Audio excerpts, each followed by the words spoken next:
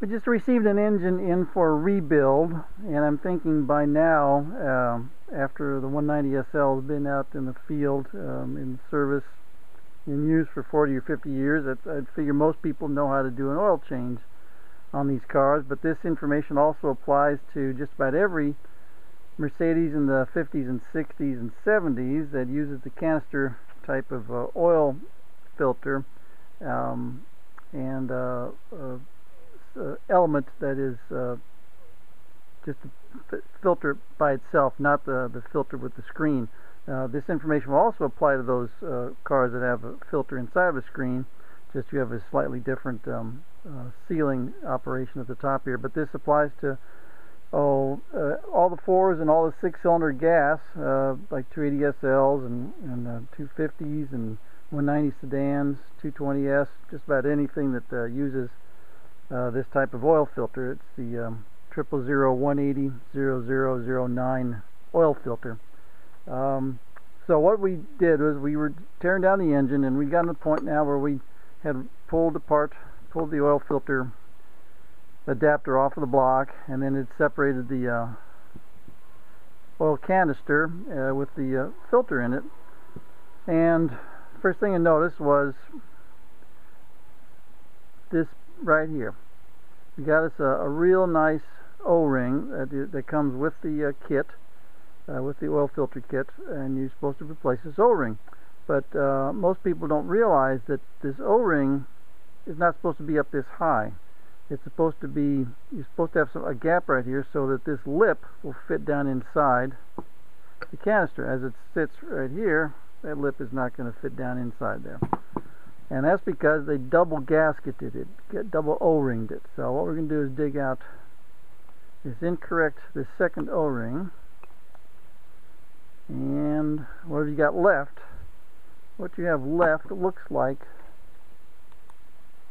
a machined surface down there. It looks like it's part of the canister. But this is what it's supposed to look like. This is how it's supposed to go together.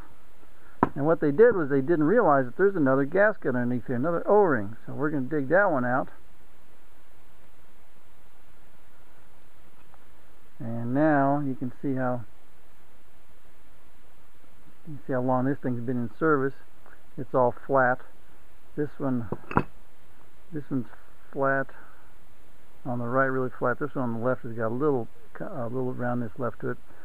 Anyway, I would have thought that by now people realize there's a second gasket in here, or there is, not the double gasket, it's double O-ring it, but evidently not. So that's the reason for this video, just to try to help you people out. Now let's take a look, see what. Well, of course, now when we took it apart here, noticed immediately that this seal ring was missing. That goes on the neck right here, and obviously that's going to go on the neck, and then that's going to seal up against the filter inside here. And that seal was not in place, so that meant basically the filter was not being not being used. The oil was not being forced through the oil filter. And at the bottom of this, there's another gasket, O-ring, seal, whatever you want to call it, down at the bottom here, and this should always be replaced. Well, not always, but you should just check these to see how often you need to replace them. They probably can last 2 or 3 years. It just depends on how rubbery, how soft they feel. These things will get hard as a rock, and you know that they're need to be replaced as soon as you feel them, because they're hard as a rock. These are a little bit more difficult because they're buried way deep down inside here. So let's see if we can figure out what's inside here. I'm going to get rid of the filter real quick. I've actually got some oil residue down in there, so bear with me. I don't have a fancy movie program where I can stop the video and then magically start it again like in Hollywood. So hang on.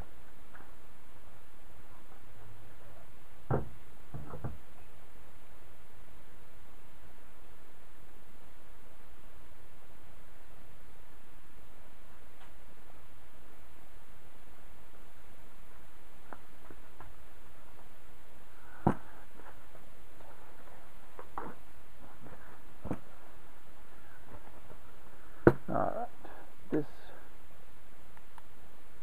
that gasket is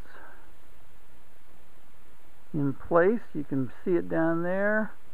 Now, let's see what I'll do. Let me clean this out a little bit more. Sorry about that.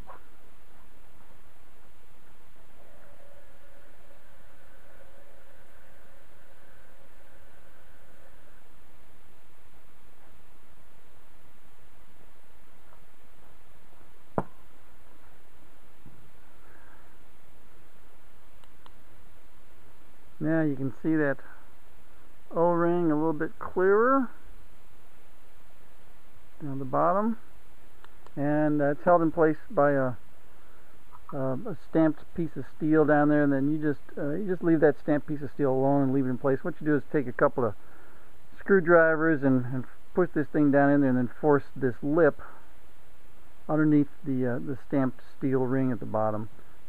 Ordinarily getting the old one out is pretty easy because they'll be so brittle. You can just go down there with a screwdriver and twist it sideways, and this will snap and come off. And then what you do is use a couple of screwdrivers down inside there, and just on either side here, and Ouija this thing underneath the lip. That is how to do a proper oil change on one of these cars, and I'm surprised to this day people still don't know how to do it. Thank you.